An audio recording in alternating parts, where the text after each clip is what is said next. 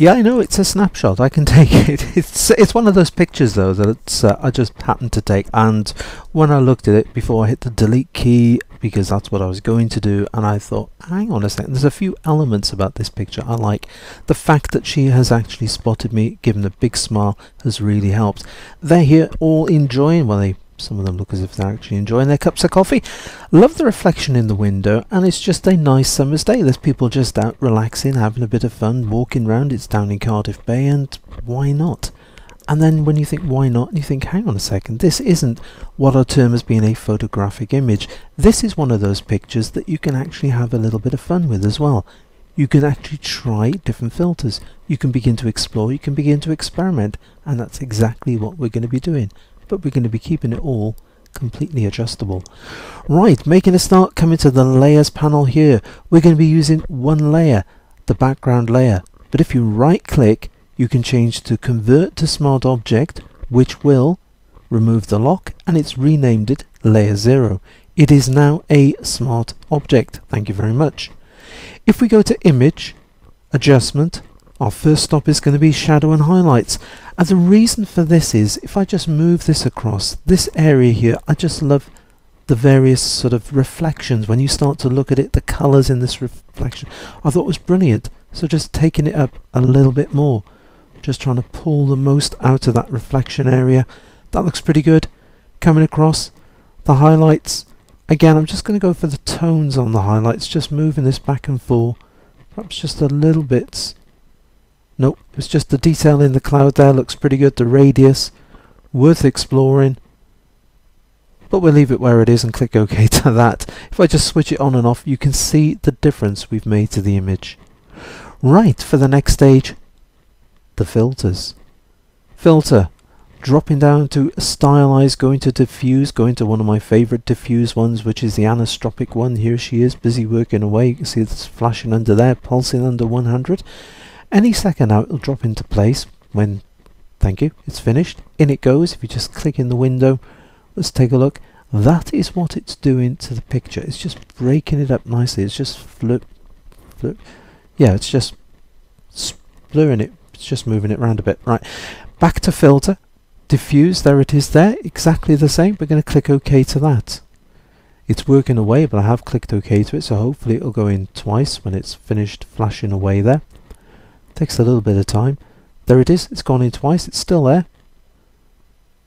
How about applying it one more time? Filter, there it is, diffuse. You can either wait for it to finish flashing under the 100% or just click OK and hopefully it'll remember. Just keeping an eye over here. When it goes in, don't worry, this will be over soon. There it is, 3. We'll click OK. Let's zoom in. Yeah, I like that. It's beginning. See the way it's smoothing the image out there? It's giving it a really nice effect. Taking this a stage further, filter. Another one I like to use is noise, is reduce noise. Now with reduce noise, you've usually got the strength set around about 6. You've got the preserve detail set at whatever it is. With this, what we're now going to do is take the strength to 10.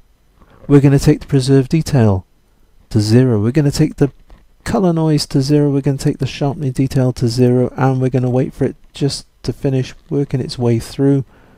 See, it flashes under preview telling us it's busy working away, so if ever you think move, take a look. If it's flashing somewhere, it'll show you what it's doing. There it is. I like what that's done. Click OK to that. Just whirring away there, in it goes. And you can see what we've done. We've taken it from this and we've made it into that. But I've got a feeling, alright, I know I've done one thing to get rid of all the detail. I'm going to do something else now to bring back some of the detail. We're going to go to filter, we're going to go to sharpen, we're going to go to smart sharpen. If you haven't got smart sharpen, don't worry, you can use the unsharp mask exactly the same way. Usually I would have this set about 76, maximum sort of around about the 100. This is always set on 1.0, 1.2. 1.3 is the maximum I will ever use, apart from when you're having a bit of fun with filters, which is what we're doing here. Taking this up to round about that area there. In fact, looking at the image behind, seeing how that's working, just dropping this down a touch or two to that sort of area there. should be pretty good. Just wait for it to finish working. Again, you can see that line flashing away there.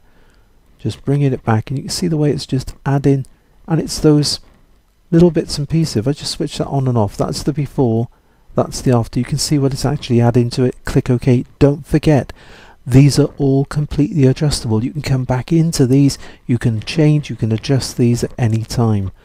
Right, you can fold them up out of the way as well. So you've just got one single layer, and we've applied all these filters to it. They are all fully adjustable. Command 0, Control 0 to fit on screen. How about the colour? I think the colour needs just a little bit of a shot in the arm. We're going to put in a new empty layer. We're going to go to Layer, dropping down just off the screen is Merge Visible. Clicking on that. Whoops, that's not what I wanted. You should hold down the Alt or the Option key, which is my reason for making that mistake, is to show you that if you don't hold down the Alt or the Option key, then go to Layer and to Merge Visible, it merges down and you've lost it. Done it right this time. Okay, coming through, can edit that bit out. We're going to come through, you can change it to overlay. Look what that does to the image. You might even want to try soft lights. Look what I quite like soft lights. It just takes it down a notch or two. Let's take a look. Overlay. Yep, soft lights. Don't forget you can reduce the opacity as well, so you might want to try overlay and just, but I love the way it just lifts the colours. That looks pretty good like that. Leaving it where it is. Great stuff. That will do nicely. Yep, like the look of that. Just zooming out a little bit and seeing the entire picture. Again, we're going to put in a new empty layer. We're going to use Control A or Command A to make a selection around this. We're going to go to Paths. One of my favourite party tricks is under Paths. Clicking on this little icon here selects our work path. If we come in now back to our layers here, if I press B on the keyboard, there's my brush. I'm going to reduce it in size. I've actually got quite a fancy brush there, but it looks pretty good. I'm going to reduce it down using the left hand square bracket. X on the keyboard, so white is my foreground colour. Press enter, and there is our nice stripy border. If we just pop in, you see it's giving it a really nice, well, that's a bit of a classy look, isn't it? Right, didn't expect that. Zooming out, not as far as that, but as far as this would do nicely. And you can also, with this now, come into it, a little bit of a drop shadow, just to give it a tiny bit of relief like that. Job done. There's our finished image. If I just pop this onto a black background, you can press F on the keyboard as well to give you the background. If I do that, it'll disappear off my recording screen, which is the reason for doing that. So there it is.